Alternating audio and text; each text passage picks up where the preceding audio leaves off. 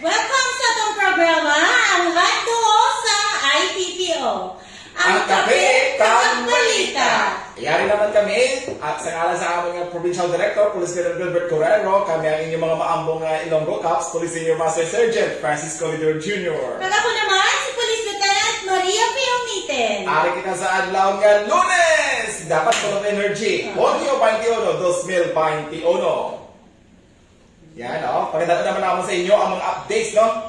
2 days would be very exciting because celebrate kita sa Father's Day. Yes. Ma'am Piping, how did you celebrate the Father's Day? Ang maambo na ama sa imo ng mga chikiting. Yes, of course.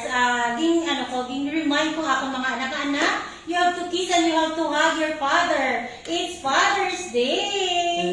So, dapat siguro sa hangover sila sa pag-celebrate kahapon sa Father's Day. Pero of course, may mga twist siguro ang mga celebration yesterday considering ara kita sa pandemya. And bawal mag-gather sa big crowd. Siguro close relative lang din or probably nanay, tatay, kabataan lang. No? In our case, doon kami ni baby, si mami may other na transaction yesterday.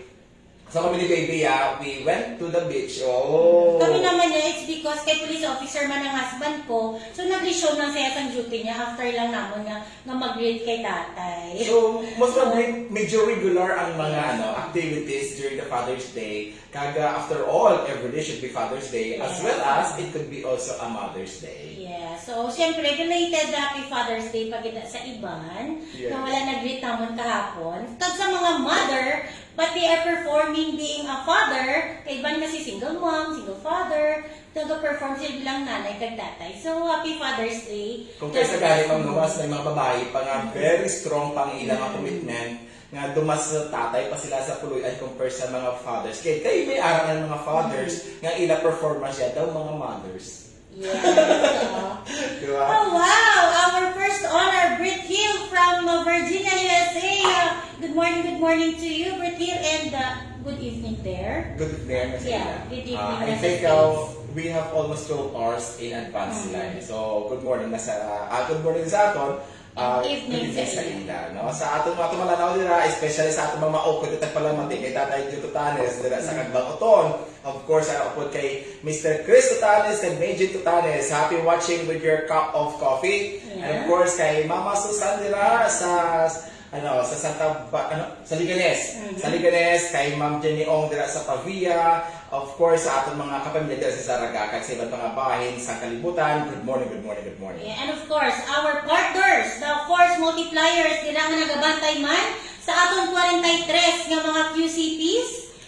Dira, ay siyempre pa dahil yung gihapon ng aton nga quarantine control point, kay tungod sang aton nga MTCQ sa Subong. So, malas na siya, sir, no? According sa National IATF naton sa June 30. Medyo agwanta lang because nga medyo may cause din mga inconvenience ining aton nga pagpatuman sa nga QCP. Pinamagay sa aton nga Provincial Director ni Police Colonel Gilbert Correro that personnel manning the QCP, including ang ating mga support group and force multipliers, should not hesitate to really check ang mga quarantine pass now because we receive reports na may ara pila ka mga individual o pila nato ka pamuluyo nga ginobra nila is ang ining ma-expired na mga travel passes nila ginagamit nila kag naluksan nila ato nga mga quarantine border control points nga ini, no? So kani sa ating mga kapulisan dira, despite nga medyo mainit ang panahon bisa nila ulanan kamo, please don't forget to check ang travel pass because there are two kinds of travel pass ng pingping. Ining gina-issue sa barangay, usually it lasts only for a day. Kaya may arap gina-issue ang ating LGU, na usually nagalas siya sa medyo mas lamig-lamig na tinion, especially kung very essentials ang regular na activity sa mga pumuloy ang maligya isda. So, doon in practical naman niya, everyday lang sila na-issuean. Yes. So, what our LGU is doing, ginatagaan sila sa travel pass good until June 30. June 30. So, muna sa mga gina-pat down nila sa aton nga mga QCPs, please, ulo intindiho lang naton kay para manini sa aton nga tanan ang mga gani. Always man gina-remind kag ginambal mas ang aton nga gobyerno, ini siya hindi lang gid obligasyon sa kapulisan, sa LGU, sa force multiplier, aton ini tanan. It's a shared responsibility, magbinuligay lang gid kita. Kaya kita natin ganit, despite sa aton nga kahugot, sa aton pagbantay sa aton nga seguridad, may aram ang gihapon kita pila ka mga insidente, no? Crime incidents nga katabo sa aton mga dalanon, kag sa aton mga palibot, no? I think during the weekend mang pingping, damo kita sa mga accomplishment nga ipag-share sa ila, especially yung mga nadakpan sa cockfighting, may aram ang ganit nga may nakalapatay, no? May pila ka patay ang discover sa aton nga mga pumuluyo, no? Kag ina sa mga balita ang amon ipagadalon sa inyo. Okay, so gipangunahan sa aton nga Banati MPS, congratulations kay may-ari na dakpan sa liquor ban. Base siya sa aton nga EO 174-B. Kung sabihin may-ari ni isa concerned citizen nga nag-report sa atong police station nga may isa ka truck dito malapit sa ilang supermarket kung sa diin iniladakpan si Ryan Espinosa Soberano kami karga ini siya sir nga 63 gid ini siya ka boxes sang tanduay nga RAM 750 ml. This only shows nga kung ang ating mga pumuluyot mangin aligmato, Yes. they can always provide us the information para matiklok ining mga individual nga padayon sa pag-defy sa sining mando sa ato nga provincial governor nga hindi anay magagal inom because ang pag-inom-inom ang pagtagay-tagay isa sa nakabi nga super spreader nga activity. No? Thank you so much kay sa aton nga sa concerned citizen nga naghatag sa information sa aton Banati MPS. Kag of course, congratulations sa Banati MPS sa ma-uptake man niya pag-responde kag nalakpan ini nga nag-deliver. Just imagine. Kapaligyan na nagatentasyon pa bala, ang mga Ilonggo bala, Ryan, hindi na ni Balagan isla mag-inom, kay gasunod sila sa ubilo, tapos ikaw mamaligya ka na. 63 ka boxes. Just imagine kung nakalusot ina siya,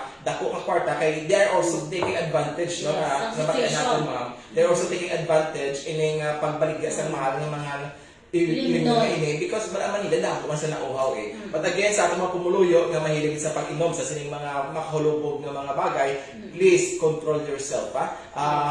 Lingawon yung inyong kaugalingon para hindi nyo madumduman ang panghagad or ang inang kato sa inyong buwak tungkol sa sining makalubog ilimnon. Yes. So pagkasundan bagay na sa Saraga MPS, sa ila pagkadakop sining illegal quarry. Nadakpan ining si Roy Sosteguer Generes sa 38 anyos sa edad nga taga-barangay Talanghuan, Santa Barbara, Iloilo.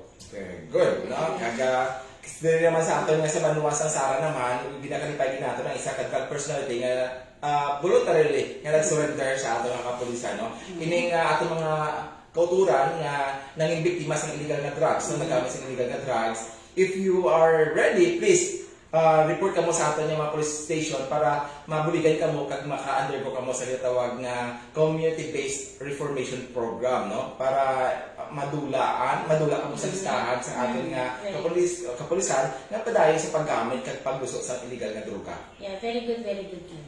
So ang di pa dasundan bagini sang Saraga MPS sir.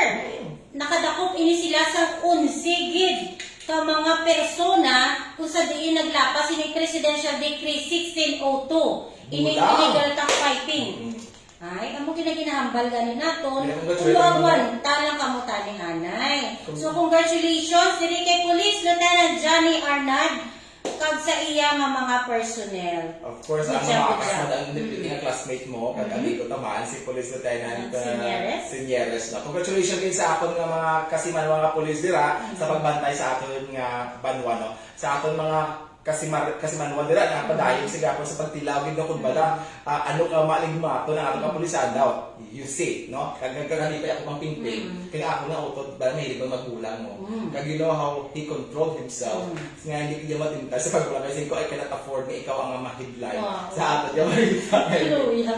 So, technique sa akong utod is that instead nga magbulang sa bonging naging channel niya iya nga energy sa pagpamakal sa scrap. Ay wow, ka very good man. Nananong bagay? Parang kag nagbakal pa siya sa nagabili naman siya sa isda kag sa mga tanong sa katubang balay nila. So I think that's a good way of enjoying yourself. Nga hindi nga mo yung ugalingan bala para naman lipatan mo ang huyog sa pagbulag. Anyway, June 30 is too close, no? And after that, granting nga magdubong aton nga numero sa COVID-19 diri sa province ng Iloilo, I do believe our provincial director and of course our governor will lower the classification man no sa aton nga restriction diri sa probinsya sa Iloilo. So speaking sa classmate ko sir, watching dira subong ang ara dira sa main nga QCP si Police Lieutenant Batilante, very snappy kaysa mag-inspection ko na nagligad siya gid ang kapanguna sa QCP sang Pasig naton. Bok, keep hydrated, good job gid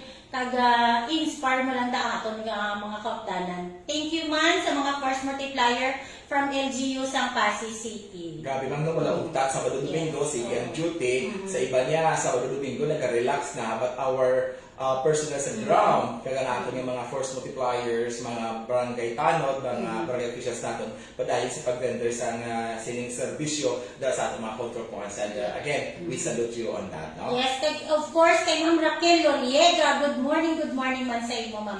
Thank you for watching. And of course, we congratulate also ang San Miguel MPS sa isa na may kasurrendered nga 45 nga kalibre. No? Thank you so much. And despite this pandemic, padayon man inyong kampanya sa aton nga Oplantical o kanang Tokhang kontra Armas Dokang. Padayon ang kanawagan sa atong kapulisan sa probinsya sa Iloilo nga kung kamo may ginahuktan ng mga Armas Dokang nga wala sang lisensya palihog, isurrender niyo na sa atong police station or kung hindi nyo ma-deposit the moment you still have plan to renew your licenses. Yes, congratulations San Miguel. Isa na naman din ang recommendation. Like of course, ang atong Barotac Viejo MPS, congratulations man because nga padayon man yung pagpanakop sa sining nag-violate sa aton nga curfew, no? Madamo man apat na bilog inanadakpan sa Hunyo 18 sa Barangay San Francisco Barotac Viejo, no? So congratulations man. Ini medyo dugang tax na ma'am nga puol sa ato kapulisan ang panakop sa mga curfew violators, but again we will do it because that's the mandate of our police station to really secure our community against the spread of COVID-19. Kag ini nga pag-violate sa curfew isa masing napatihan nga halinan kung nga may mga padayon ang paglaptas sa COVID-19 sa probinsya sa Iloilo. Again, congratulations again sa aton nga Barotac Viejo MPS. Ini nga nadakpan sa curfew ni ma'am because nga kada sila ka pang pang-isda beyond office hours. I think is it allowed, no? But dagat so may curfew, so dapat bawalan sila mag-work beyond that hour, no? Kag ang hindi sila magpangisda dira sa teritoryo na sa Barotac Viejo. Kung hindi ka mo taga dira ihatag na lang ina nga teritoryo dira na sa mga isda sa taga Barotac Viejo. Kag sakit diri because may isa pa sila kami na edad nga upod sa sining pag-violate sa sining curfew magpingping, no?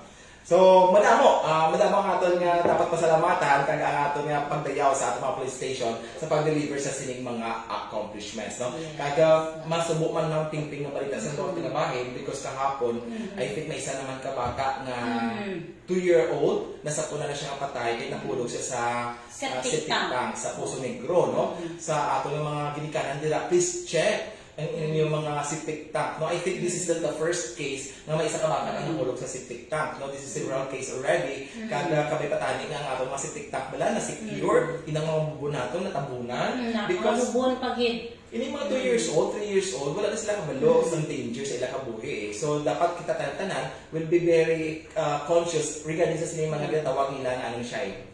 May gatawag as pasado ba yung tawag na siya nga nag-a-attract sa kabataan na attractive noises, doon mo na siya. No, again, bawalan natin na siya because ang kids are not yet aware of the danger na pwede matabo sila by having this particular mga bagay-bagay like si tiktak, bubon, and dagat, no? Miskan simple lang ganun, bulog miskan balde. Kung hindi sila mga wala kabuot, 1-year-old, 2-year-old, hasta pa galing 4 years old. Makatuwad ganin. May alaman kasi dati na nakita man nga sa mismo sa banyera or sa mga balde.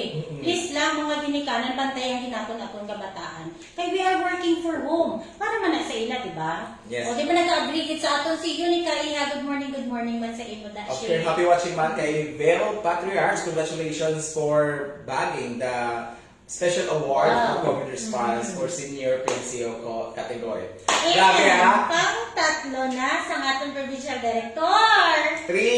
three awards na ang nasungkit sa ating mga provincial director sa July kag sa August na awarding ceremony. Kag of course, malipayon kita because out of 5 ka special awards sa COVID response, 4 gid ang nasungkit sa Iloilo Police Provincial Office. Grabe. No, kag inalaman na patimaan no, sa atong mga kasi ka-Ilonggo, so sa atong mga kapikagbalita viewers and followers dire, hindi ka pakita lamang sa kung daw ano bala ang impact sa inspiration kag suporta ang ginahatag sa atong mga provincial director sa bilog ng mga Ilonggo Cups, no? Yes. I think daman kita ko Pasko ini matabo. Di na ginagapatuman lang, ang nagapakita lang na ang inyong mga Ilonggo, inyo gid nga masaligan. Happy watching dira kay Des Bernabe, ang best friend ko, working from BDO. Makati ka ba, no? Happy watching.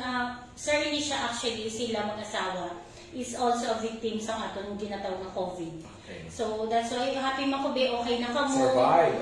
So, mga survivor na sila. But again, continue to be safe, no? Continue to be armed with basic health protocols para hindi kita matapikan liwat. Because the moment nga, bisa gani may vaccine gani, is not that safe pa. Because ang vaccine will not guarantee yung hindi ka matapikan, especially kung wala kaya naghahalong, no? So, ang vaccine, of sa paghalong, amo nang the best defense against COVID-19.